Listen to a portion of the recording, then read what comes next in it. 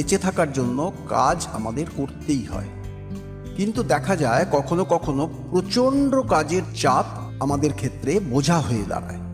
কাজের বাধাগুলোর মোকাবিলা করার জন্য আমাদের ওপর অতিরিক্ত মানসিক চাপ যেমন সৃষ্টি হয়, তেমনি অনেক সময় রাতের ঘুমও চলে যায়। কিন্তু কাজ আমাদের করে যেতেই হয়।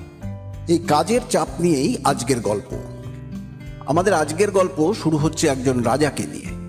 এই রাজার রাজত্বে তার রাজ্য খুব সুখের ছিল। তার রাজ্যে কোনো কিছুরই অভাব ছিল না। রাজা খুব শান্তিতে ছিলেন এবং রাজ্যের প্রজারাও খুব সুখে জীবনযাপন করছিল। কিন্তু একবার বৃষ্টি কম হওয়ার জন্য ফসলের ক্ষেতে জলের অভাবে ক্ষেতের সব ফসল শুকিয়ে গেল। ক্ষেতের ফসল শুকিয়ে যাওয়ায় সারা রাজ্যে প্রচণ্ড দুর্ভিক্ষ দেখা দিল। পরিস্থিতি এমন হলো যে কৃষকরা রাজাকে খাজনা দিতে পারল না। তেমনি প্রজাদের জন্য কাজকর্ম, যেমন রাস্তাঘাট সারানো, জলের ব্যবস্থা করা, প্রজাদের স্বাস্থ্য রক্ষার জন্য টাকা খরচ করা, সব কাজই টাকার অভাবে বন্ধ হয়ে গেল। রাজস্বর অভাব এবং রাজকোষ শূন্য হতে দেখে রাজা ভয়ানক চিন্তায় সারাক্ষণ ভাবতে লাগলো রাজ্যের খরচ কি করে সামলানো যাবে, কোষাগার আবার কিভাবে ভরা যাবে। পরবর্তী সময়ে আবার ফসলের ক্ষেতে ফসল জন্মালো, যার জন্য রাজ্যে দুর্ভিক্ষ কেটে গেল। দুর্ভিক্ষ কেটে যাওয়ায় রাজ্যের পরিস্থিতি আবার আগের মতো স্বাভাবিক হলো। ক্ষেতে ফসল জন্মানোয় প্রজাদের আর কোনো অসুবিধে ছিল না রাজাকে কর দেওয়ার বিষয়ে। প্রজারা কর দিতে পারায় রাজা যেমন রাজস্ব পেল, তেমনি রাজার কোষাগার আবার ভর্তি হলো। রাজার আর অসুবিধে ছিল না প্রজাদের জন্য কাজকর্ম চালানোর ক্ষেত্রে। দুর্ভিক্ষ কেটে গিয়ে রাজস্ব পাওয়া গেলেও এবং রাজকোষ ভর্তি হলেও রাজার মনের চিন্তা কিন্তু একটুও কমল না। দেখা গেল সব সময় রাজা চিন্তাগ্রস্ত রয়েছে। রাজার মাথা খারাপ হয়ে যাচ্ছিল এই চিন্তা করে যে রাজ্যে এরপরে যদি আবার দুর্ভিক্ষ হয় তাহলে কি হবে। দুর্ভিক্ষ ছাড়াও প্রতিবেশী রাজ্যের ষড়যন্ত্র, রাজ্য চালানোর খরচ, এইসবের মতো বহু চিন্তা তার ক্ষুধা তৃষ্ণা কেড়ে নিয়েছিল। চিন্তায় চিন্তায় নিদ্রাহীন রাত কাটত রাজার। কিন্তু তিনি তার প্রাসাদের মালিকে দেখলে অবাক হয়ে যেতেন, কারণ মালি সারাদিনের পরিশ্রমের পর পরম আনন্দে কোনো পালঙ্ক, বালিশ, বিছানা ছাড়াই গাছের নিচে অকাতরে ঘন্টার পর ঘন্টা পরম নিশ্চিন্তে ঘুমোতো। মালির এই পরম নিশ্চিন্ত ঘুম দেখে অনেক সময় রাজার হিংসে হতো। রাজা ভাবতেন, আমি রাজ্যের রাজা, চিন্তায় ঘুমোতে পারছি না, আর আমারই প্রাসাদের মালি কোনো চিন্তা ছাড়াই কি করে ঘুমোতে পারে। এইভাবে চলতে চলতে একদিন এক সন্ন্যাসী রাজার দরবারে এলেন।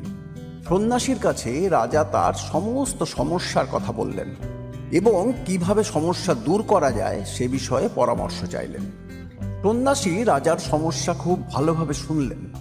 তারপর তিনি বললেন, রাজা, তুমি তোমার রাজ্যের দায়িত্ব ছেড়ে দিয়ে তোমার রাজ্য চালানোর দায়িত্ব তোমার ছেলেকে দাও, তাহলেই তোমার দুশ্চিন্তা দূর হবে, সমস্ত সমস্যা কেটে যাবে। আর তা না হলে তোমার সমস্যা কোনোদিনই কমবে না, বরং বাড়তেই যাবে। রাজা বললেন, কিন্তু গুরুদেব, আমার ছেলের বয়স মাত্র 5 বছর। এই এত ছোট শিশু এই এত বড় রাজ্যের দায়িত্ব নিয়ে কিভাবে সামলাবে? সন্ন্যাসী বললেন, তাহলে কার হাতে রাজ্য চালানোর দায়িত্ব ছেড়ে দেওয়া যায় সেটা ভাবো। এমন ধরনের কিছু ব্যবস্থা করো যাতে তোমার দুশ্চিন্তার ভার কমে যায়। রাজা বলল, এমন কেউ নেই যার হাতে আমি আমার রাজ্যের দায়িত্ব তুলে দিয়ে আমার দুশ্চিন্তার ভার কমাতে পারি।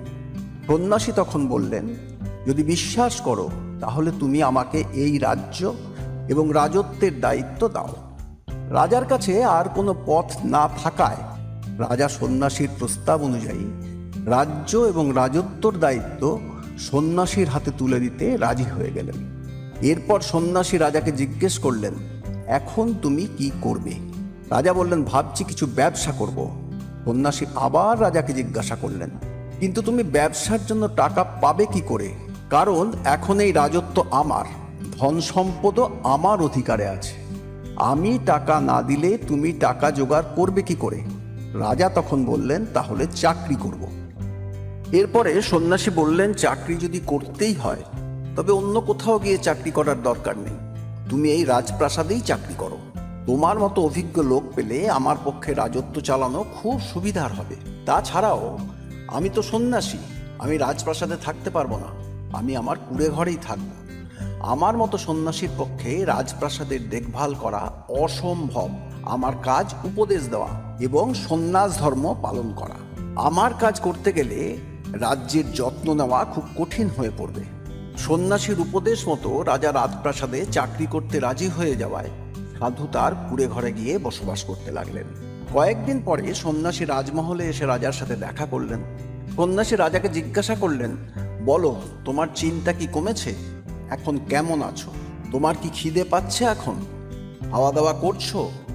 রাতে ঘুমোতে পারছো? রাজা উত্তর দিলেন, মহারাজ, এখন আমি আগের মতোই খেতে আর ঘুমোতে পারছি, আমার মনেও আর কোনো চিন্তা নেই, কিন্তু আমি কিছুতেই বুঝতে পারছি না আমার এই পরিবর্তন কি করে হলো। সাধু মুচকি হেসে বললেন, আজ তুমি যা কাজ করছো এর আগেও তুমি সেই একই কাজ করতে, কিন্তু তুমি আগে এই একই কাজকে বোঝা বানিয়ে মনের মধ্যে সেই বোঝা বয়ে বেরিয়ে সারাক্ষণ নিজের মনকে ভারী করে তুলতে। রাজপ্রাসাদের দায়িত্ব আমার হাতে তুলে দেওয়ার পর তুমি তোমার চাকরি করার কর্তব্য হিসেবে রাজ্য চালানোর জন্য সমস্ত কাজগুলোই করছো, কিন্তু আমি রাজ্যের দায়িত্বে আছি, তাই তুমি আজ চিন্তামুক্ত জীবনযাপন করতে পারছো। এই গল্প থেকে আমরা যেটা বুঝতে পারি, আমাদের জীবনে যে কাজই করি না কেন, কাজটিকে বোঝা মনে না করে যদি আমাদের কর্তব্য বলে মনে করি, তাহলে সেটাই হবে চিন্তা থেকে দূরে থাকার একমাত্র উপায়। এখানেই শেষ আজকের গল্প। গল্পটা ভালো লাগলে সাবস্ক্রাইব ও শেয়ার করুন। পরের ভিডিও পেতে বেল আইকনে ক্লিক করুন। ভালো থাকুন, সুস্থ থাকুন, নমস্কার।